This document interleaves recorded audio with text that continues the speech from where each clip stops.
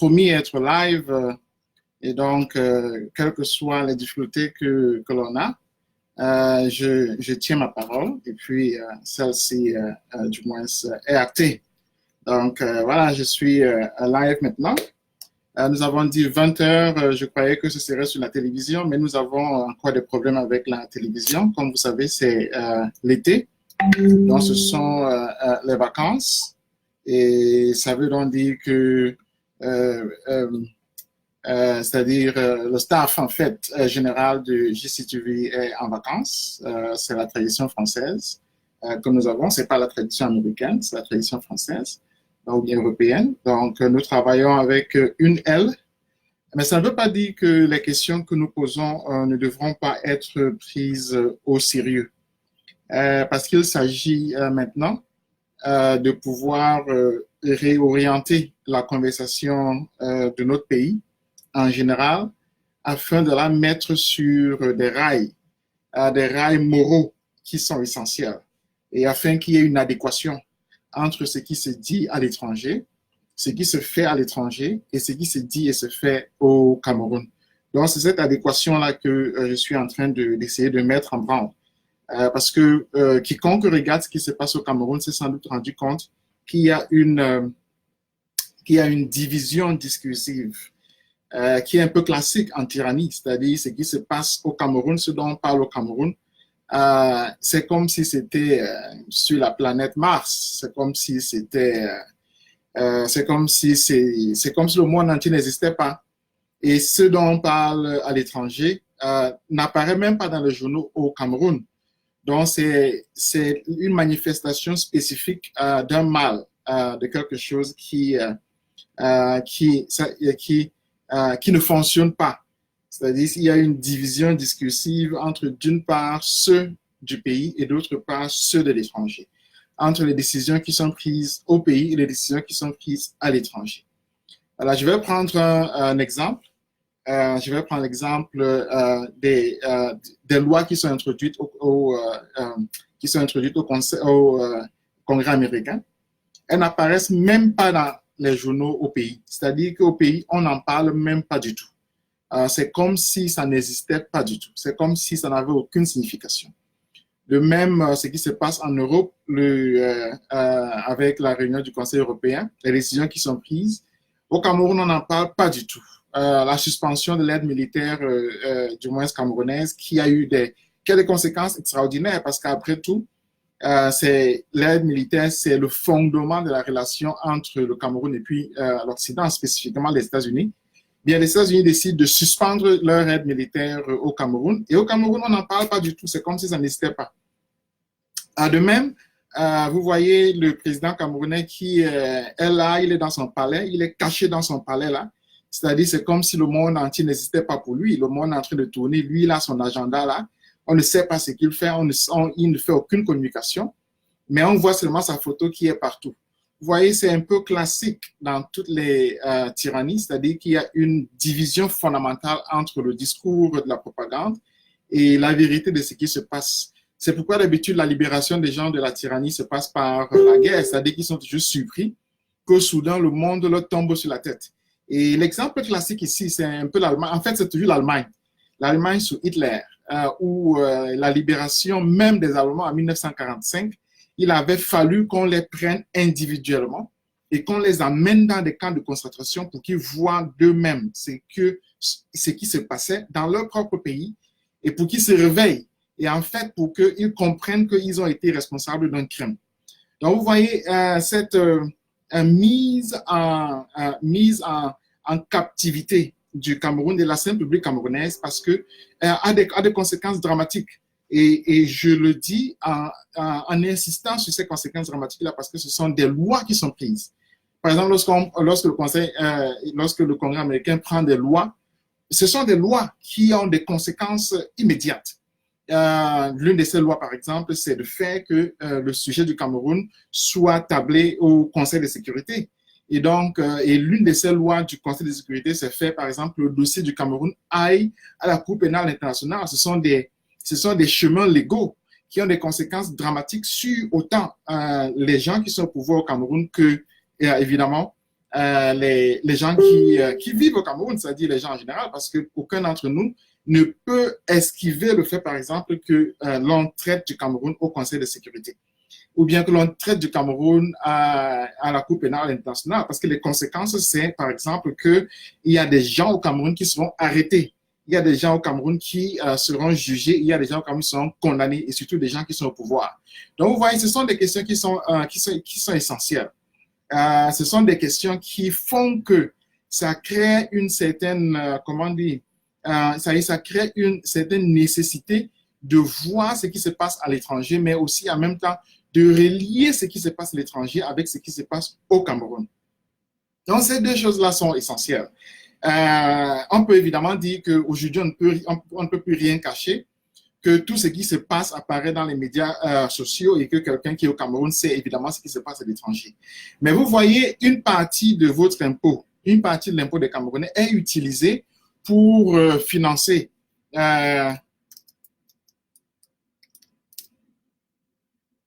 une partie de l'impôt des Camerounais est utilisée pour financer effectivement c'est la machine de guerre. Donc, on ne peut pas dire que ça ne concerne pas les Camerounais, c'est-à-dire que les Camerounais regardent tout ça de loin, ne sont pas nécessairement, c'est-à-dire ça ne les regarde pas du tout. Non, au contraire. C'est pourquoi les médias existent, pour pouvoir informer le public au Cameroun, mais aussi pour informer ceux qui sont à l'étranger des développements de la réalité. C'est-à-dire qu'on n'attend pas un communiqué du tyran pour dire que c'est ce qui se passe, ou bien attendant, ou bien une nomination. Non. Un peuple qui est comme ça, c'est un peuple qui est captif. Un peuple qui n'attend que les décisions de Biya, qui en fait est un fugitif. Est un peuple qui est pris dans la spirale de la propagande. C'est un peuple qui en fait ne peut plus se défendre. C'est un peuple en général qui n'a plus de substrat juridique. Or, nous savons que ça y est pour composer sa réalité. Or, nous savons que le substrat juridique, c'est ce qui verbalise la position de principe. La position de principe étant une position morale. Je sais que je suis là très théorique et je m'en excuse vraiment. Je m'excuse d'être théorique, je m'excuse toujours d'être théorique. Mais je crois que à un certain moment, autant je parle à mes mamans, à mes papas, etc., à un certain moment, il faut que je parle aux intellectuels. Il faut que je parle à ceux qui structurent l'espace public, qui structurent la vérité même de notre vécu, mais aussi qui donnent un sens à la vie en général, c'est-à-dire qui font que l'on ait des lois qui décident de ceci, bien qui décident de cela. Donc, j'étais en train de dire que la déconnexion entre la réalité de ce qui se passe et la verbalisation de cette réalité-là fabrique, c'est un peu classique des tyrannies. C'est vraiment classique des tyrannies. Il faut lire l'un des livres les plus beaux, les plus instructifs ici. C'est sans doute le livre de Hannah Arendt. Il faut le lire. C'est lui qui vous dit clairement comment est-ce que la tyrannie fonctionne, pourquoi est-ce que la tyrannie fabrique des genres de citoyens spécifiques. Il y a des genres de citoyens qui ne peuvent exister qu'en tyrannie parce qu'ils vivent dans une division extraordinaire entre ce qu'ils voient devant eux et ce qui se passe. L'exemple, comme je vous ai dit, c'est des lois qui sont introduites au Congrès américain et qui ne sont même pas mentionnées au Cameroun. Mais l'une des autres conséquences de ça, c'est par exemple que Karen Bass, député américain, arrive avec 3 autres députés américains et que, c'est-à-dire on la traite comme si c'était un dernier va-nu-pied. C'est-à-dire on la traite comme si ce n'était rien du tout. Et on le lui dit d'ailleurs, c'est-à-dire on lui empêche d'avoir accès au lieu du génocide. Donc c'est ça. Ça veut donc dire que les personnes même qui sont d'importance soudain arrivent au Cameroun et le tyran qui est pratiquement sûr de sa propre tyrannie se décide de couper son peuple de cette vérité-là qui prend l'avion pour arriver chez lui.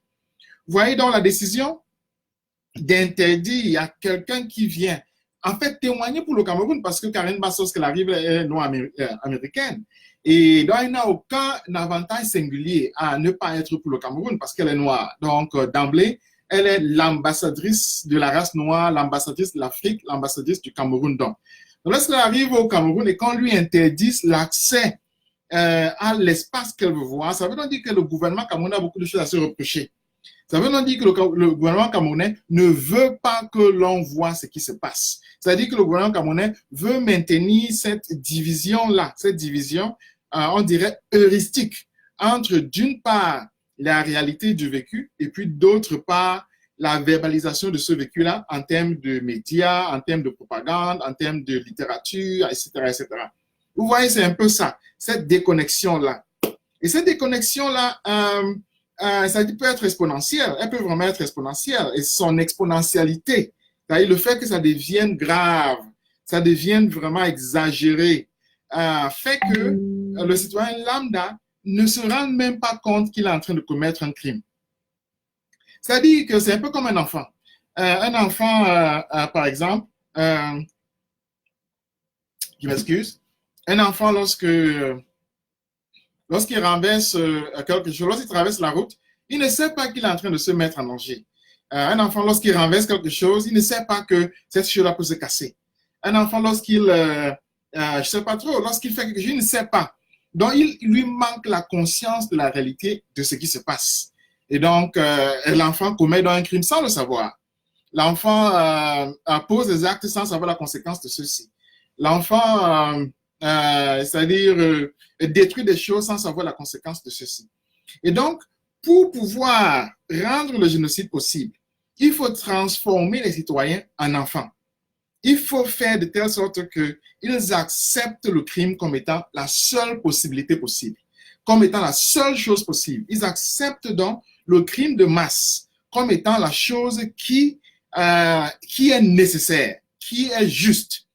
Il faut que les citoyens acceptent en fait le génocide comme étant une chose qui en fait, qui est si logique, si inévitable que ça devienne la vérité simple. Et donc, il faut vraiment que la population, le peuple, accepte de vivre avec les génocidaires comme si c'était leur frère. Vous voyez donc, il faut un processus pour y arriver.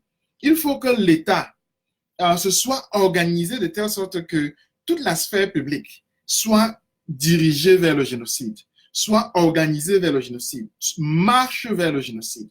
Et donc, c'est ce qui se passe au Cameroun, vous voyez, c'est-à-dire le Cameroun se retrouve dans une situation où la déconnexion là de la réalité fait que le citoyen camerounais actuellement, vraiment, c'est un citoyen camerounais horrible. Horrible. Donc, je vais vous donner un exercice. Allez sur les groupes, allez dans les groupes camerounais et comparez les groupes camerounais avec les groupes, par exemple, sénégalais, avec les groupes guinéens, avec les groupes, je ne sais pas trop. Comparez. Vous allez voir que dans les groupes camerounais, il y a beaucoup de violence. Il y a une violence verbale extraordinaire. Il y a une violence verbale qui oblige le citoyen qui veut exister à se défendre, à prendre des armes pour se défendre aussi. Donc, c'est la violence de la guerre qui a fabriqué des citoyens qui sont si déconnectés de la réalité qu'ils sont prêts à tuer pour rien. Maintenant, dans les groupes camerounais, si vous regardez bien, vous allez voir qu'il y a des groupes spécifiques. Il y a des groupes spécifiques dans lesquels la criminalité est telle qu'ils sont vraiment dans une bulle sanglante. C'est-à-dire qu'ils sont dans une bulle où ils ne voient même plus que la personne qui est en face d'eux, c'est leur frère. Et parfois même, c'est-à-dire, comme j'ai dit, ce sont quelqu'un a parlé d'oubli. Ce sont des petites choses. C'est très petit. Je vais vous prendre un exemple qui va vous surprendre. Je vais vous prendre un exemple parce que le meilleur exemple, c'est toujours l'exemple d'une personne de son camp. Je vais prendre l'exemple du jeune Wilfried Ekanga.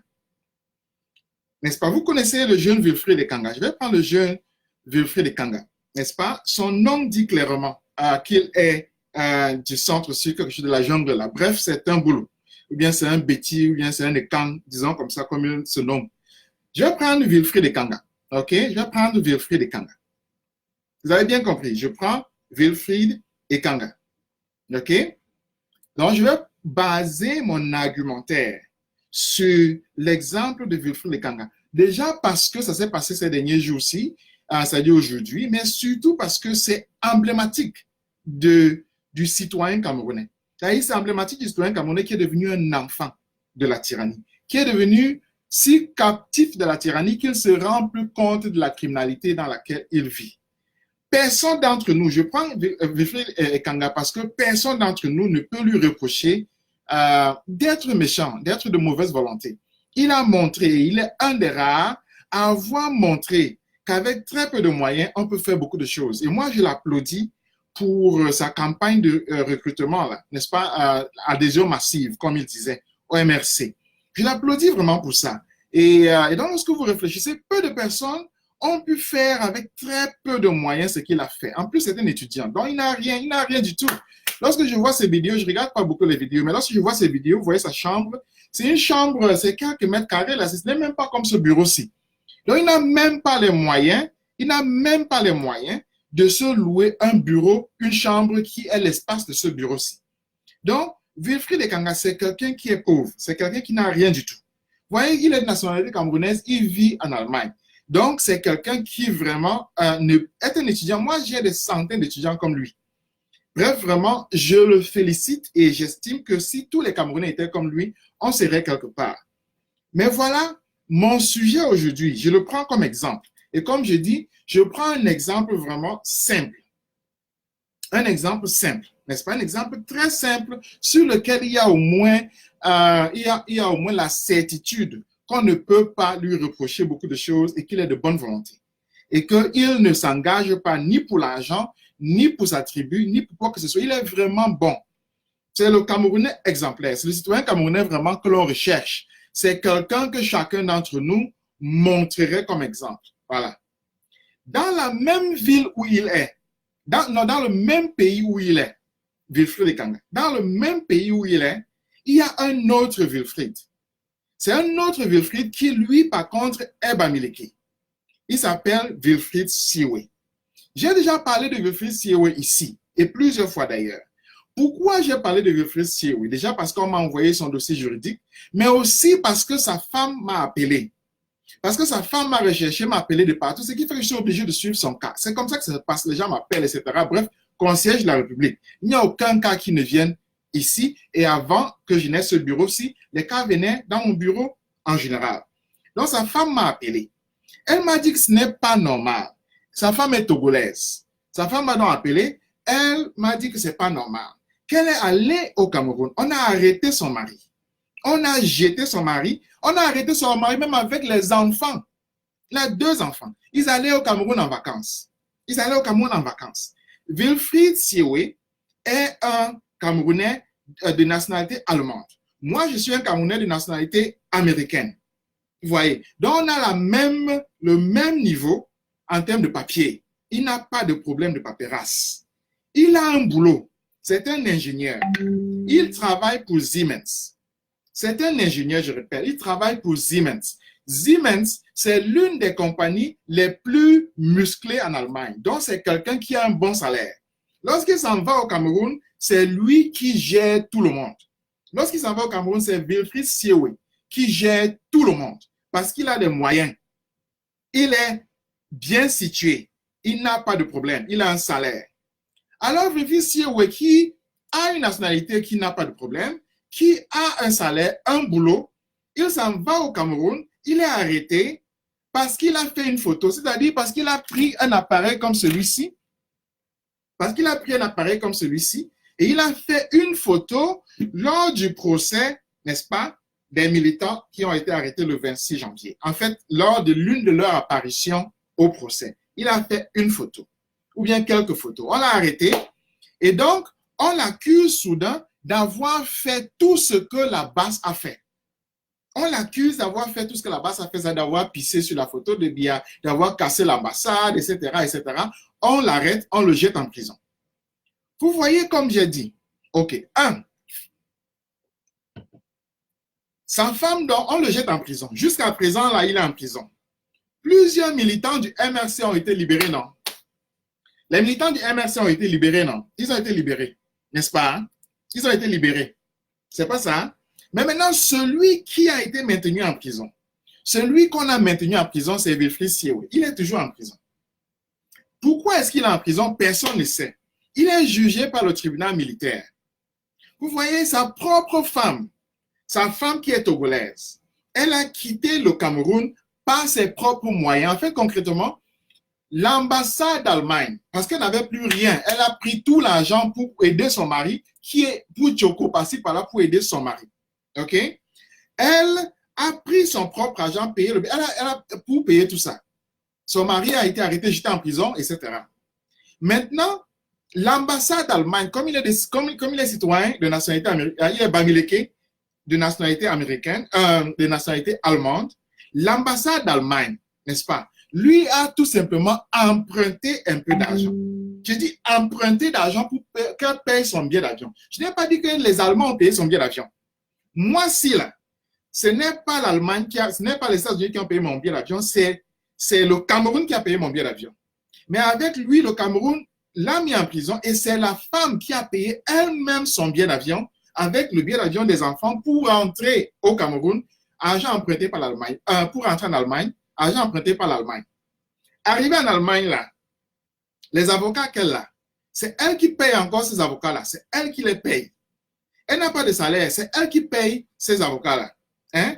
Le travail même de Wilfried Siewé, son boulot là, vous voyez, son boulot là, n'a même pas aidé juridiquement. Donc, elle est entièrement à sa charge. Wilfried Siewé est toujours en prison. Il est en train d'être jugé par le tribunal militaire pour terrorisme. Il est en train d'être jugé par le tribunal militaire de Yaoundé pour terrorisme, n'est-ce pas?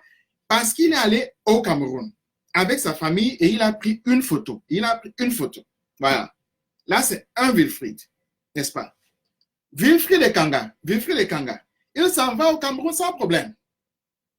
Wilfried Ekanga, qui vit dans la même Allemagne là, s'en va au Cameroun sans problème. Il passe, il marche, il fait ses photos, il regarde, il insulte les gens, il dit ceci, il passe à la télé, il débat, il parle du MRC, il discute, il cause, etc., etc. Là, ça, c'est Wilfried Ekanga. D'un côté, il est bien sûr Betty et Kang, etc., ou bien Boule, bref, les gens de la forêt, là. Il est Ngengeru, voilà. Maintenant, Wilfried Siewé est noir, totalement noir. Vous voyez, donc, et lui, pour aller au Cameroun, il a besoin d'un visa. Il s'en va là-bas, on l'arrête, il est bamileke, on le jette en prison. Hein? Et je sais pas, on l'a torturé là-bas. Jusqu'à présent, il est toujours en prison. Il est là en prison. N'est-ce pas? C'est lui qui va s'occuper des avocats. Son travail qu'il a, il va sans doute le perdre. Il va sans doute perdre son travail. Un très bon travail. Wilfried Ekanga, en Allemagne, il est au chômage. Hein. Il n'a pas de boulot. Il est étudiant. Un étudiant, c'est un proto-chômeur. Il n'a pas de boulot. Mais lui, il est peinard. Il s'en va au Cameroun. Il marche là. Il est content. Mais Wilfried Siewé, lui, on le condamne. Le problème est le suivant. Le problème, c'est que les deux là, ce sont des frères. Les deux là vivent des réalités différentes. Comme vous voyez très bien, Wilfried Ekanga n'a jamais parlé de Wilfried Siewé. Jamais. Jamais. La preuve, c'est que la femme de Wilfried Siewé, c'est moi qu'elle contacte pour parler de son mari. Alors que Wilfried Ekanga est en Allemagne là, parle tout le temps, a la possibilité d'écrire des trucs, il n'a jamais, mais alors jamais parlé. Jamais. Vous voyez donc que même une personne qui est de bonne volonté, même une personne qu'on ne peut pas juger méchante, même une personne dont on connaît quand même la bonté de cœur, est prise dans la captivité de ce régime. Vous voyez donc, Wilfried Ekanga est entièrement victime de ce pays-là, c'est-à-dire que de ce régime, si victime que sa propre tête est entièrement dans le sac de ce régime. C'est si dans le sac de ce régime qu'il ne se rend même pas compte qu'un Camerounais comme lui, de la diaspora allemande comme lui, bamileke et il n'est pas bamileke, est en prison là. Et pour rien. Vous voyez, donc ce sont des choses comme ça qui sont extraordinaires. C'est extraordinaire pourquoi? Parce qu'on ne se rend pas compte d'elles. Mais elles sont la conséquence de ce que je disais là. C'est-à-dire que la tyrannie fabrique des citoyens qui peuvent accepter le génocide facilement. Qui peuvent accepter le génocide facilement. Accepter le génocide, c'est quoi? C'est accepter déjà, je vais le dire doucement. Accepter le génocide, c'est quoi? Et je vais prendre l'exemple concret de Wilfried Ekanga. Accepter le génocide, c'est quoi? Accepter le génocide, c'est accepter que, c'est dire que les anglophones n'ont pas raison. C'est dire que les anglophones n'ont pas raison. C'est dire que les anglophones n'ont pas le droit de faire ce qu'ils font. Et c'est donc dire que l'État a le droit de se retourner contre eux. Et c'est donc dire que le MRC, même après la libération de Maurice Kamto, a le droit de se retourner contre les anglophones. Lorsqu'on l'accepte déjà, on a accepté le principe du génocide. C'est-à-dire que lorsqu'on accepte que, je répète, lorsqu'on accepte que les anglophones n'ont pas raison, et lorsqu'on part du principe que le Cameroun doit demeurer unitaire, on a accepté le génocide. Vous voyez, donc le citoyen, la propagande est là. La propagande est là pour, à l'intérieur du Cameroun, dans le RDPC, dans tous les partis, pour mettre ce qu'on appelle le template, le paradigme génocidaire. C'est-à-dire que vous acceptez concrètement que l'État a raison et a le droit de se retourner contre une partie de sa population. Et donc, en conséquence, ce qui arrive à cette partie de sa population-là ne vous touche plus. Ne vous touche plus. C'est-à-dire que je peux vous montrer 50 photos d'anglophones qu'on a tués. Ça ne vous touchera pas. Ça ne vous touchera pas. Avant de venir pour cette émission-ci, j'ai reçu une vidéo d'un ami qui est à Paris qui m'envoie une vidéo où c'est une vidéo clairement de la guerre. Il me dit, voilà, alors qu'ils sont en train de se... Waouh, mon ami, c'est la guerre. Vous voyez, donc, la rationalité de la guerre même lui échappe. Ça veut donc dire que la discussion avec lui devient impossible, devient inutile, parce que c'est une perte de temps. Vous voyez, accepter le paradigme génocidaire est très facile lorsque le système même de la propagande a fabriqué des citoyens qui sont déjà disposés à vivre avec le fait qu'on tue des anglophones pour rien. Donc, lorsqu'on tue des anglophones, lorsqu'on tue des mamans, lorsqu'on brûle des villages, même les soldats, lorsqu'on leur montre des photos de soldats, des anglophones qui sont tués, ils passent dessus. Ils passent dessus. Ça dit que ça ne les touche pas du tout. Eux, dans leur subconscient, ils ont accepté que cela mérite la mort. Ils ont accepté que cela mérite la mort. Alors que Wilfried Ekanga n'a pas encore d'enfant. Alors qu'il n'a pas encore d'enfant. C'est-à-dire qu'il ne sait pas encore ce que c'est que la vie d'un être humain. Mais il a déjà accepté que tuer un être humain, c'est un principe avec lequel l'État doit vivre. Il a déjà accepté que tuer, liquider un être humain, c'est un principe que l'État doit accepter. Vous voyez, la personne qui accepte ça, qui accepte ce paradigme-là, qui accepte ce principe-là, qui se fonde dans cette réalité-là, cette personne-là, c'est un boulot. Cette personne-là, c'est un boulot. Même si Maurice Kamto sort de prison et qu'il accepte le fait que les anglophones doivent être exécutés pour maintenir l'unité de l'État, il est boulot. C'est aussi simple que ça. Je vais vous dire donc ceci. L'élection présidentielle, là, c'est fini. Il n'y a plus d'élection présidentielle. C'est fini. On n'est plus là pour comparer les programmes politiques, pour dire tel fait le socialisme, tel fait ceci. Non. On est là parce que au Cameroun, la vie a perdu de sa valeur. Sinon, je ne prendrais pas le temps tous les jours de venir ici parler. C'est parce que la vie a perdu de sa valeur. La vie a si perdu de sa valeur que, regardez, voilà là Maurice Kamto, voilà là Michel Ndoki, voilà Bansero. Qui parle encore d'eux? Qui parle encore d'eux? Qui parle encore d'eux? Qui? Ils peuvent mourir. C'est fini comme ça.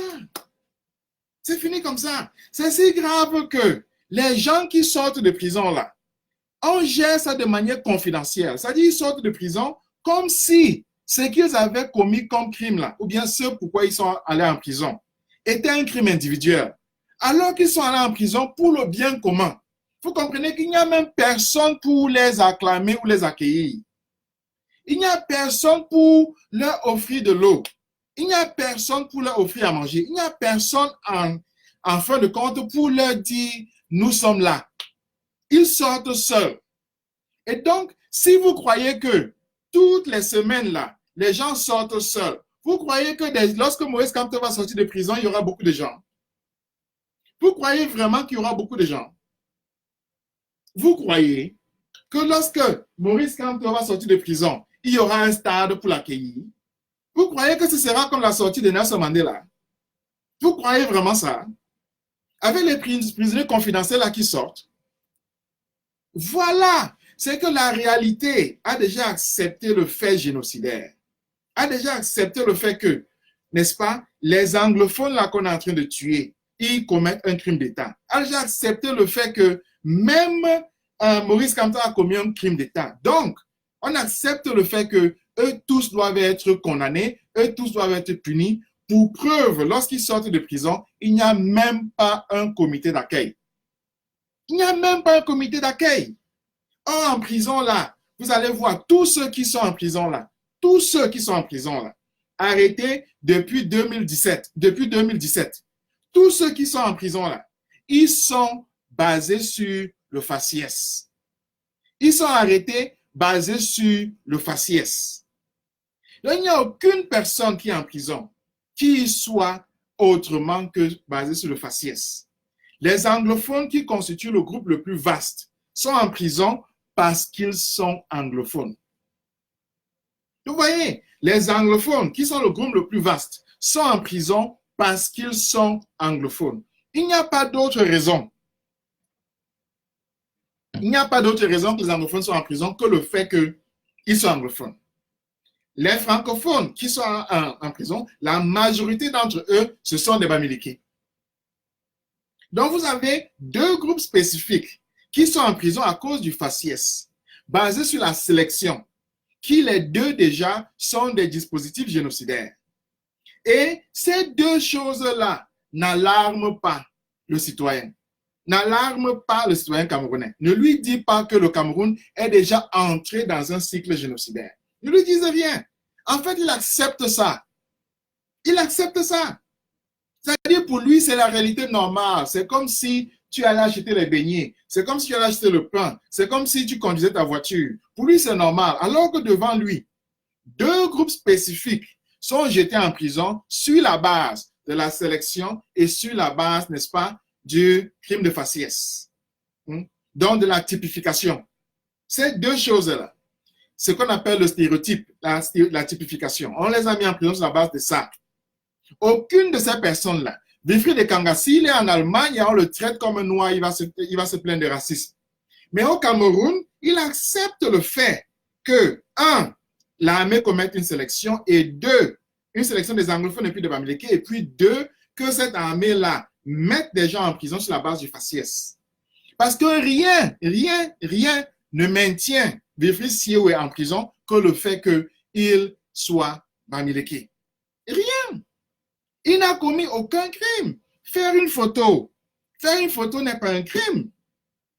Il a une nationalité allemande, donc il n'est même plus camerounais. Pourquoi est-ce qu'on le maintient en prison alors? Mais là, ce n'est pas la question du jour. La question, c'est qu'est-ce qui fait que un autre Camerounais qui vit en Allemagne, un autre Camerounais qui est un étudiant, est plus pauvre que Wilfried Siewe. Un autre Camerounais qui est d'une ethnie différente que celle de Siewe. Un autre Camerounais qui est un Ngengerou. Les Ngengerou ont été les plus discriminés dans notre pays. En fait, même, il y a des cultures où on tue les Ngengerou. Donc, qu'est-ce qui fait que quelqu'un qui est déjà un Ngengerou, c'est-à-dire quelqu'un qui connaît ce que c'est que la discrimination, qu'est-ce qui fait que quelqu'un comme Wilfried Ekanga, qui sait ce que c'est que être discriminé sur la base de son apparence, qu'est-ce qui fait que quelqu'un comme un Ngengerou ne puisse pas même avoir un peu de sympathie? Même un peu. pour quelqu'un qui est en prison sur la base du faciès et sur la base de la typification? C'est une seule raison: l'acceptation du paradigme génocidaire qui a été installé dans la conscience des Camerounais aujourd'hui par la propagande. C'est-à-dire que tous les partis politiques francophones ont accepté ce paradigme-là, fonctionnent sur la base de ce paradigme-là. Donc, si vous allez dans le SDF, vous allez voir la même acceptation de ce paradigme. Si vous allez dans les bêtises là, de Cabral Libby, vous allez voir la même acceptation de ce paradigme. Si vous allez dans l'armée de toutes les façons, etc. Donc, vous allez voir en fait ce qu'on appelle une hégémonie. C'est-à-dire la culture dominante, c'est celle-là. Lorsqu'on est dans la culture dominante, on ne questionne pas sa réalité. Même quelqu'un comme Ekanga, qui est un Ngengeru déjà, qui est en fait une minorité visible, accepte la discrimination, accepte la typification, accepte, n'est-ce pas, la sélection qui est la base même du principe génocidaire. Vous voyez. Donc, cette hégémonie-là, c'est l'hégémonie Boulou. Cette culture générale-là qui fait qu'on accepte une réalité spécifique, qui fait que chacun accepte que au Cameroun, des choses qui se passent ne soient acceptées nulle part, mais au moins, il se dit qu'au Cameroun, c'est comme ça. Cette réalité-là, n'est-ce pas, accepte le génocide Boulou et fonde l'hégémonie Boulou. Mais c'est une hégémonie génocidaire. Vous comprenez ce que je suis en train de dire? C'est une hégémonie génocidaire parce qu'elle accepte le fait, elle accepte la réalité qu'on puisse exécuter des anglophones, on puisse jeter en prison des Bamileke sur la base de leur typification comme étant comme étant X, Y ou bien Z, les anglophones sur la même base et qu'ils soient sélectionnés sur cette base-là et puis qu'ils soient mis en prison sur cette base-là. Concrètement, sans avoir commis ce crime. Et là, c'est uniquement pour la prison. Ils peuvent être exécutés, ils peuvent être menés en exil, ils peuvent être chassés, n'est-ce pas? Comme par exemple, Vivis Siewe, il a été condamné à l'exil, qui sort du Cameroun et rentrera plus au Cameroun. Et j'ai rencontré de nombreux Camerounais à l'étranger comme ça, qui sont en exil parce que le Cameroun les a systématiquement chassés, n'est-ce pas? Mais pour quelqu'un comme Ekanga, qui lui, il a son passeport camerounais, il est beau là, il est de la bonne ethnie, n'est-ce pas? Et il se permet d'avoir une relation, même comme il est Ngengeru, il se permet d'avoir une relation, n'est-ce pas, de condescendance envers les autres. Vous voyez donc, il est Ngengeru, mais lui, il est condescendant par rapport à d'autres qui, au Cameroun, en fait, ne le respecteraient pas du tout. Parce que moi, je viens d'une culture où les Ngengeru ne sont pas respectés, n'est-ce pas? Mais lui, ça ne lui fait rien du tout. Il regarde les autres avec un regard supérieur, etc. Tout simplement parce qu'il est installé dans l'hégémonie, dans la culture hégémonique Boulou. C'est de quoi il s'agit? C'est-à-dire qu'il s'agit d'un paradigme qui fonde le génocide et fait que ce génocide-là soit accepté. Donc, ce génocide-là ne peut être accepté que lorsque l'hégémonie installe son principe, lorsque tout le monde, en fait, l'accepte. Lorsque vous voyez quelqu'un qui est là, il parle de fédéralisme, etc., demandez-lui si dans son fort intérieur, il accepte que les anglophones ont raison. Il accepte que les anglophones ont le droit à l'autodétermination, que les anglophones ont le droit, n'est-ce pas, à faire ce qu'ils veulent de leur corps, de leur terre, de leur culture, de leur univers, etc. Demandez-lui. Il va dire, je veux le fédéralisme à 10 États, je veux le fédéralisme à 5 États. Mais c'est quoi ça? Les États-Unis ont commencé sur un fédéralisme à 13 États et maintenant nous sommes sur un fédéralisme à 50 États aux États-Unis. Le Nigeria a de même commencé sur un fédéralisme à 3 États. Actuellement, ils sont sur un fédéralisme peut-être à 30 États. Donc, se battre pour le fédéral à 10 États, à 5 États, c'est une perte de temps, c'est une escroquerie intellectuelle, ça n'a pas de but. Ça n'a pas de but, ça n'a aucun but. Ce qui est fondamental, c'est reconnaître le droit à la vie des citoyens. C'est reconnaître le droit à l'existence des citoyens. C'est reconnaître le droit, n'est-ce pas, à l'autodétermination des citoyens, qui est d'abord une autodétermination individuelle, ensuite une autodétermination culturelle, linguistique, etc. C'est de quoi il s'agit? C'est-à-dire, il s'agit de dire, si on accepte que les anglophones ont un droit, alors si on n'accepte pas, on est dans le paradigme génocidaire, on est Boulou. Lorsqu'on ne l'accepte pas, même si on est Ngengeru, on est dans la culture générale Boulou. Même si on défend le MRC, on est Boulou. Point final. C'est très simple.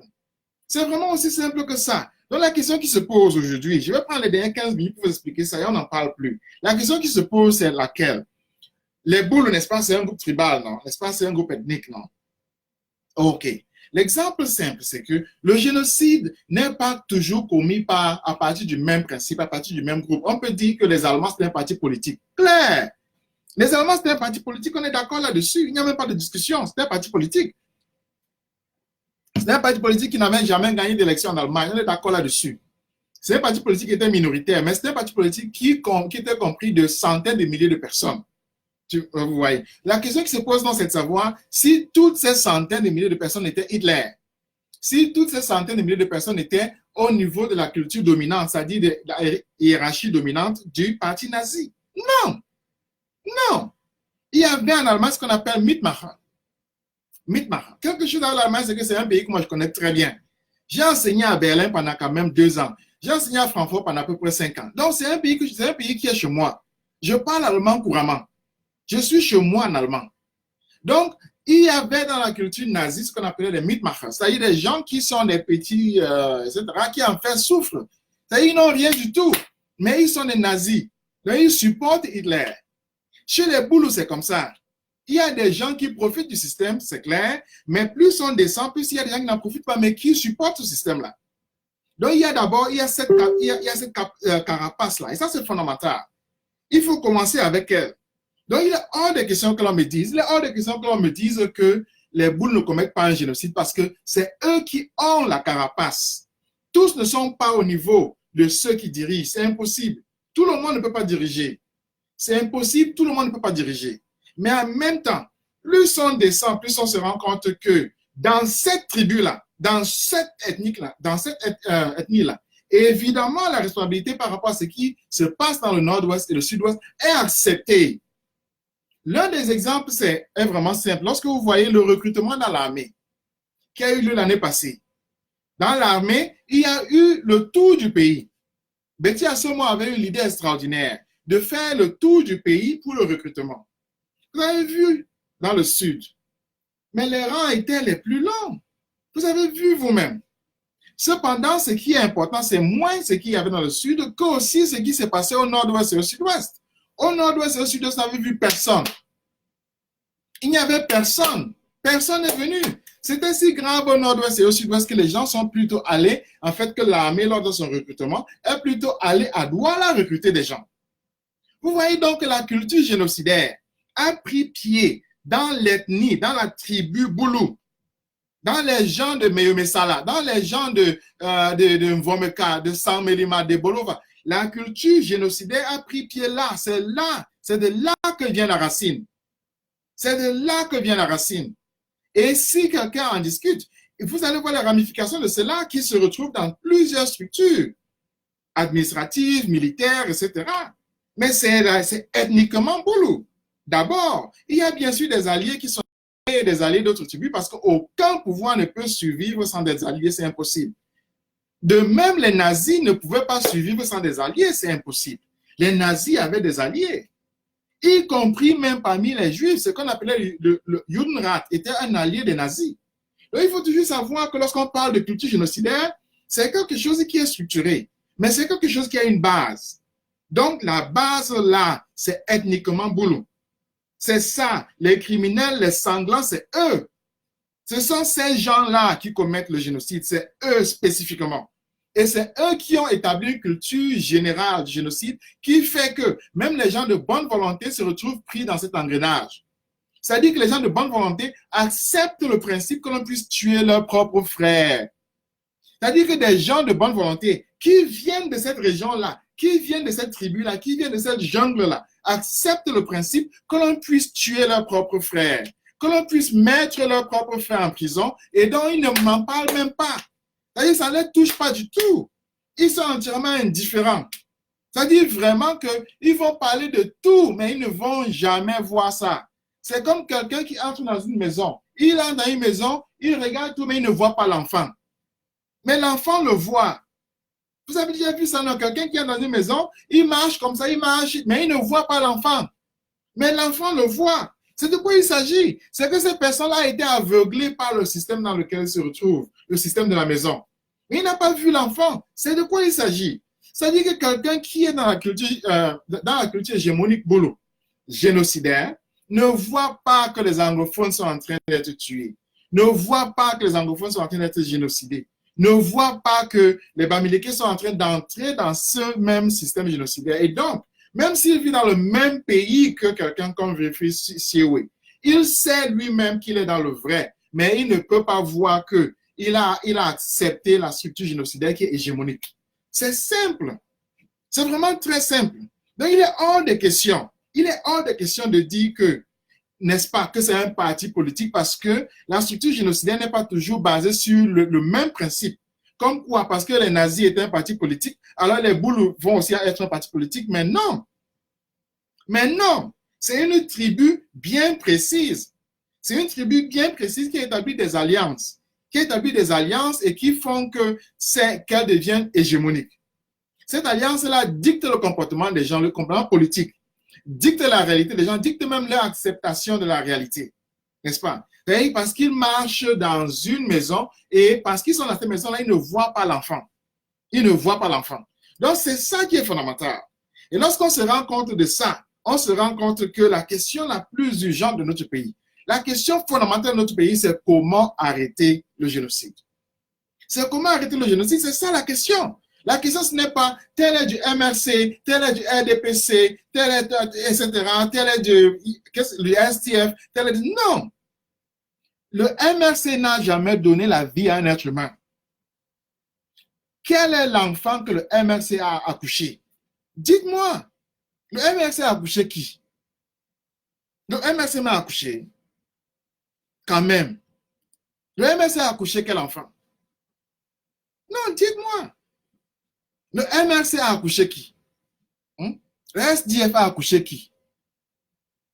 A accouché qui? Le RDPC a accouché qui? Vous voyez donc que la question ne peut pas être telle est du MRC, telle n'est pas du MRC, telle est telle. Non! La question, c'est le respect de la vie. C'est la vie, là. C'est ça le socle. C'est ça le fondement. C'est ça qui est le commencement de tout. Comme on dit, l'alpha et l'oméga. Le MRC n'a pas la capacité d'accoucher un être humain. Le MRC ne peut même pas accoucher un enfant. Ne peut pas. Le MRC n'a pas de testicules. Le MRC n'a pas d'ovaire. Le MRC n'a pas de ventre. Le MRC n'est pas un être humain. Le MRC ne peut pas accoucher. C'est simple. Donc la question ne peut pas être que le MRC a fait quoi, le MRC a fait ceci. Non. La question ne peut pas être que le RDPC a fait ceci, le RDPC a fait cela, ou bien le parti le SCF. Non. La question, c'est le respect de la vie. C'est comment est-ce qu'on en est arrivé là? Comment est-ce qu'on en est arrivé là? Que dans une partie de la population camerounaise, un groupe bien précis, c'est-à-dire les Boulous, c'est-à-dire une tribu bien précise, les Boulous, acceptent l'exécution de leurs propres frères. Comment est-ce qu'on en est arrivé là? Qu'un jeune aussi intelligent que Kanga, pendant un an, pratiquement, n'est-ce pas, ne mentionne jamais Wilfrid Siwe qui a le même nom que lui, qui est son homonyme. Comment est-ce qu'on en est arrivé là, n'est-ce pas, que une partie du pays ne soit même pas émue lorsqu'on lui montre des villages brûlés de l'autre partie du pays? Comment est-ce qu'on en est arrivé là? Que on montre des grands-mères qui ont été tuées et ça ne touche même pas le cœur de l'autre partie du pays. Comment est-ce qu'on en est arrivé là, n'est-ce pas? Qu'une partie du pays est en train de défendre des choses qui n'ont pas de sens. J'écoute des gens qui font un live, là, ils parlent du fédéralisme à 10 États. C'est quoi ça? Mais ils disent qu'ils sont professeurs, docteurs, mais c'est la cancritude. On fait quoi avec ça? Fédéralisme à 10 États, il dit accoucher quelqu'un. Fédéralisme à 10 États, ça peut faire quelqu'un venir à la vie. Fédéralisme, je ne sais même pas comment on dit fédéralisme là. Ça peut faire quelqu'un avoir une grossesse. Les femmes qui sont là, vous savez vous-même ce que c'est que la grossesse, c'est 9 mois. 9 mois. Vous savez vous-même ce que c'est que d'essayer d'avoir un enfant. Vous savez, demandez à une femme. Les femmes ne parlent pas souvent. Essayez d'avoir un enfant. Ça ne marche pas à tous les coups, vous savez ça. Alors, les boulots arrivent, les enfants que vous avez portés pendant 9 mois là, ça arrive, boum, ils tuent. Boum, ils tuent. Boum, ils tuent. Où on est là? Tu portes un enfant pendant 9 mois. Le boulot sort des Bolovala, de San Mélima. Il vient le descendre. Il vient le descendre. Il vient le tuer. Mais c'est ça le problème. Une maman porte accoucher là, moi aussi là. J'ai assisté à des accouchements. La femme risque sa propre vie. J'ai coupé le cordon ombilical. J'ai vu tout ça. L'eau qui sort là. J'ai vu. 9 mois la femme porte ça. Le boulot arrive avec le fusil, il se met à tuer. Oh non! On est où là? Et ils viennent même parler. Ils sortent même de la jungle là pour parler. Mais c'est pas possible. Ils sortent de la jungle pour parler. Parler quoi? Dis quoi à qui? Hein? Dis quoi à qui? Est-ce que Biala peut faire revenir quelqu'un qui l'a tué? Est-ce que Biala, est-ce qu'il peut faire revenir à la vie quelqu'un qui l'a tué? Est-ce qu'il peut faire revenir à la vie même une moustique qui l'a tué? Est-ce qu'il peut faire revenir à la vie une fourmi qui l'a tué? Est-ce qu'il peut faire revenir à la vie un oiseau qui l'a tué? Est-ce qu'il peut faire revenir à la vie un être humain qui l'a tué? Oh non! La question qui se pose, c'est comment est-ce que les Boulous en sont arrivés à accepter l'exécution d'un être humain aussi facilement? Et moi, je reviens sur l'exemple des Kanga parce que c'est bien de voir un jeune comme ça, il est Boulou. Qui est bon? Un jeune comme ça qui n'a rien à se reprocher, qui fait des bonnes choses. Mais il a accepté dans son fort intérieur le fait que son propre frère soit en prison. Siewe, c'est son frère. Wilfried Siewe, c'est son frère. Non. Wilfried Siewe, c'est son frère.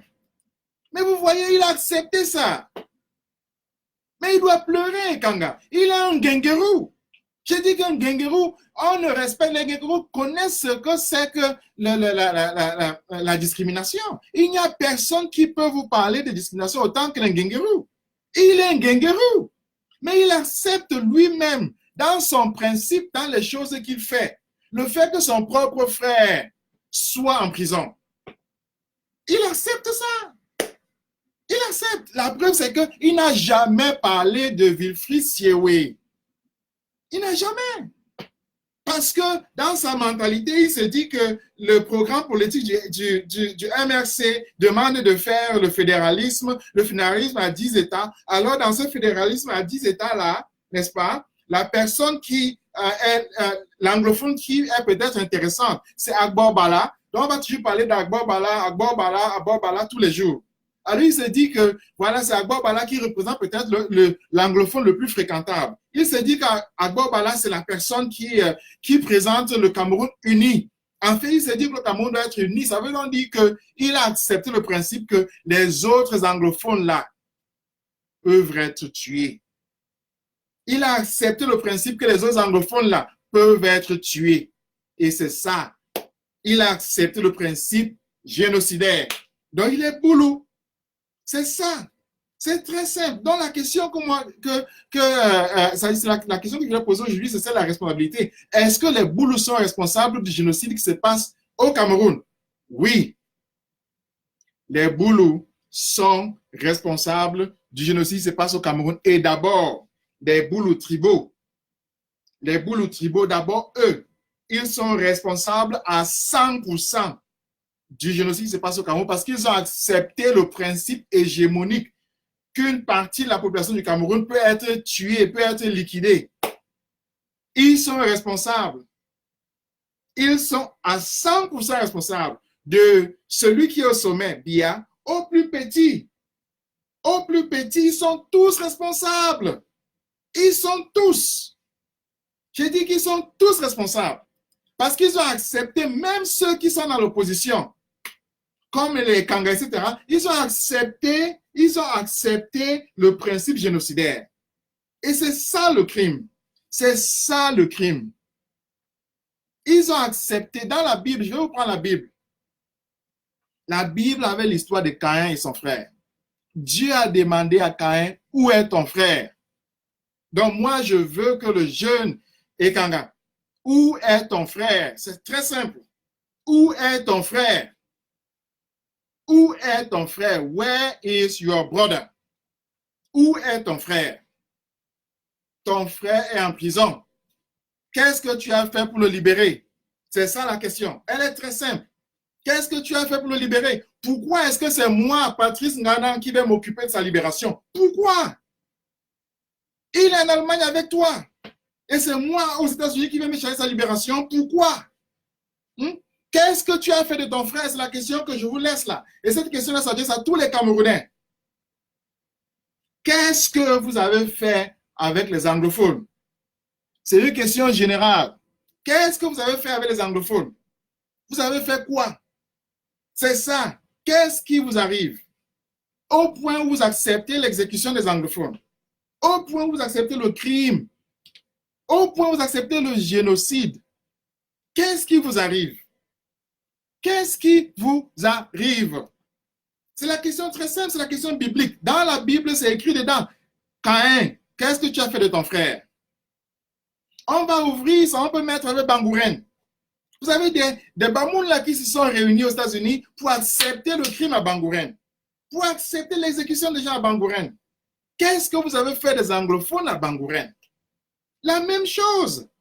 Vous avez accepté le principe Boulou, le principe génocidaire. Vous avez accepté que l'anglophone peut être tué, peut être traîné dans la boue. Ils attachent un cadavre d'un être humain sur une moto. Et les gens acceptent ça. Ils attachent le cadavre d'un être humain sur une moto. Après l'avoir fracassé avec le caillou. Bangourène. Et le sultan accepte ça. Le sultan, Mbombo Dieu accepte ça.